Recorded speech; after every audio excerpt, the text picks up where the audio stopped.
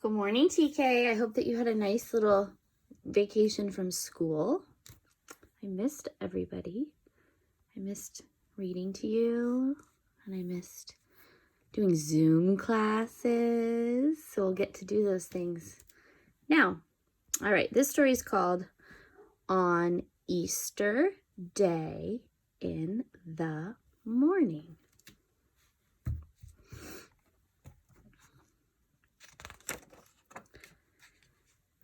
Mary Magdalene has a wonderful friend called Jesus. So here's Mary Magdalene. She was one of Jesus's really good friends. Everywhere Jesus goes, special things happen. There are picnics by the lake and stories on the mountainside. Everyone stops work to listen to Jesus. Children come running, pit-pat, through the streets and out of the town to be blessed by Jesus. Jesus always has time for everyone. Everywhere Jesus goes, there are smiling faces. Peter and John, the fishermen, pull their fishing nets with a heave, ho. Look how many fish Jesus has helped us catch, they shout to each other. A man who couldn't walk rolls up his mat and steps out, left, right, through the town, telling everyone he meets, Jesus has made me well. Jesus has healed me. Whenever Jesus speaks, wonderful things happen. Storm clouds blow away and the sea becomes calm. Now Jesus and his friends know that they are safe. So remember when the disciples were in the boat and there was the storm and Jesus put his arms out, and what did he say to the storm? Be still, right? Jesus is amazing, they say. Even the wind and the waves obey him. A man who was blind throws away his begging bowl and jumps up and down for joy. Jesus has made me see, he tells everybody. No wonder Mary and her friends love to follow Jesus. Remember, we're not talking about Mary, Jesus' mother. We're talking about Jesus' friend named Mary Magdalene. But one day, some jealous men talk to each other quietly, secretly. Everyone loves Jesus. Everyone thinks Jesus is special, and they're not listening to us anymore. Why don't we get rid of him? So one night, when Jesus is praying among the olive branches and the trees, soldiers march his way. 1, 2, 1, 2, through the garden, into the town, and down the streets. On Friday morning, a crowd of angry people shout, "Kill him! Kill him! Crucify him!" And the soldiers march Jesus away, 1, 2, 1, 2, through the gate leading out of the town, up the hill to die on the cross. Poor Mary and her friends stand weeping, crying. Jesus is our special friend, they say. Now the sun hides its face.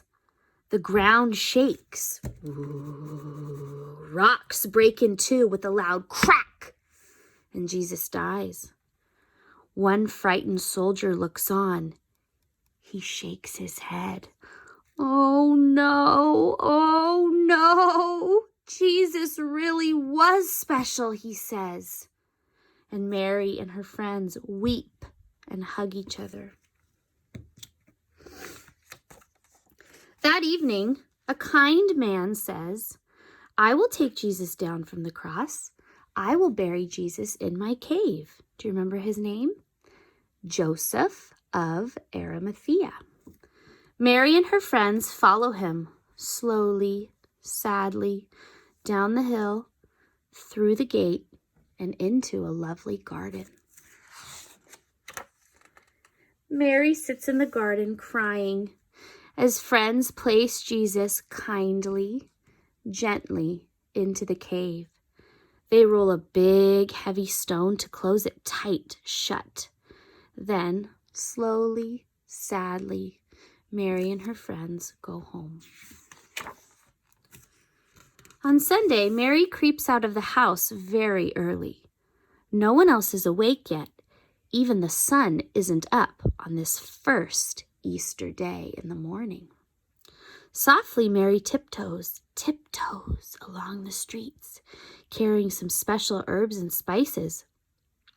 Then she meets her friends, and together they walk through the gate leading out of the town, down the hill, and into the lovely garden. They're sneaking out before the sun is up, so it's very early in the morning. People are still sleeping. They have to be very quiet. They're going to go put the special herbs and spices, which smell good, on Jesus's body. The sky glows pink as Mary and her friends walk, swish, swish, through the wet grass, closer and closer to the cave with the big heavy stone. Then they stop and they stare. What do you notice? Normally the stone would be right here, right? Covering, but it's not. Someone has rolled back the stone. Someone has opened the cave. Someone has taken Jesus, cries Mary, covering her eyes with her hands. Look at, they're covering their eyes with their hands. Can you do that? Can you cover your eyes with your hands and say, "Oh no"? But we know that nobody took Jesus, right? They run back into the town, and Mary fetches Peter and John. "Come quickly," Mary tells her friends. "Come and see." Peter and John run into the lovely garden. Peter and John see the empty cave and the empty grave clothes. They see that Jesus has gone. Then Peter and John run back home to tell all the others. Mary Magdalene returns to the lovely garden and stays there, weeping, crying as the sun climbs up over the hill.